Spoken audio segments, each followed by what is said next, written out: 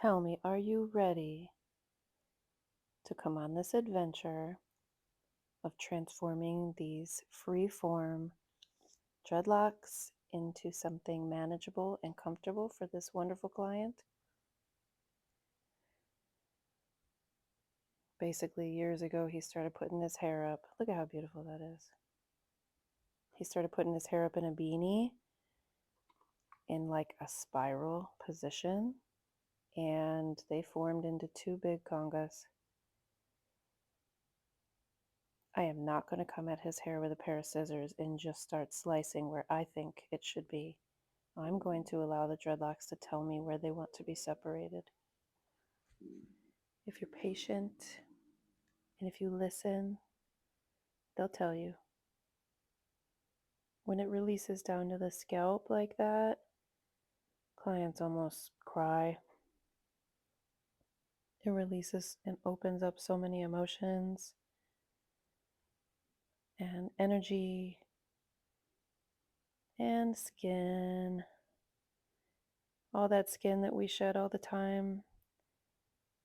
When the hair's matted up like that, it doesn't have anywhere to go, so it just stays in there. So I sent him home to detox. And then this is going to be round 2 where we work on the back. I never seen anything as matted up as this. I mean, his hair loves to be in dreads, loves to be locked up. You see those seams right there? Boom. It's going to tell me exactly where to separate. I do not have to go in and cut deeply into this. And he doesn't want all these little dreadlocks back. He just wants a few more than he already has so that he can sleep right. And so he can wear his hair down confidently and not stop traffic. See right here, I'm just letting the dreads tell me how to separate. That's me in the salon. It's physically intensive to do this kind of job. But really, I mean, this only took 3.5 hours total over the course of 2 days. So it's not that big a deal.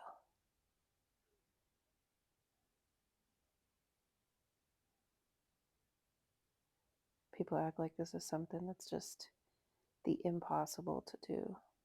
So many people would have told him to shave his head. See that mobility we're starting to get? He found me through word of mouth, and he had never had anyone touch his hair before. So, I mean, the amount of trust that this guy gave me was just amazing. Holy shit! Oh, you got it right there, mama. Mm.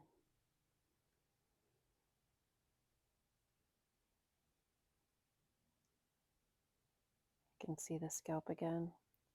That is nature's parting, not a straight line. And yes, that's a scab right there because he had been scratching deep, deep into his giant dreadlock to get to his scalp. But you know what? I didn't find anything nasty in his hair. Just some skin, maybe a little sand from the ocean, some oil. But mostly his hair was very, very clean. There's no bugs. There's no missing keys in there. It's beautiful. 3. We got it down to 3. We're going to keep going. The further I got, the more intense it got, and needed to use a little scissors here and there to snip those.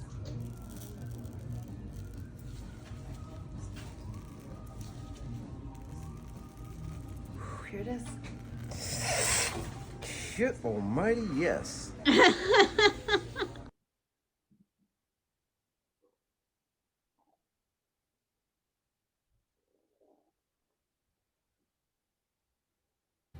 Okay. Ooh. Right.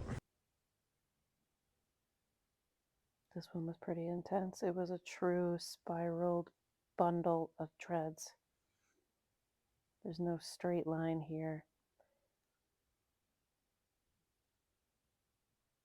Obviously, they're going to have to be rebuilt a little bit. So I did do a light crochet on them. He's going to go home and do another detox, and he will be back for another maintenance. But he's not looking for a hyper manicured look here. He's looking for something natural that's manageable for him. And look at how many dreadlocks we got out of those original 2. So yeah, I didn't go too hard with the crochet. I didn't want to make him look like he had wicks like you see online. That's not what he's looking for.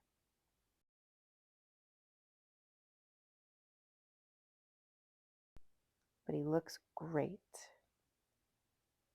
And he feels great. I had to come back, and I did the whole Freeform, and they went crazy and locked up and did what they wanted to do to a point where like it was just unmanageable and it was uncomfortable. And I found Bree. She freed them up. She freed the dreads, freed the locks. # free dreads, and she was great. And it made me happy to have dreads again. That's important for me. That's really what it's all about. And I love my hair again. I love how I look. I don't ever want to be a different way. So, thank you. That's it.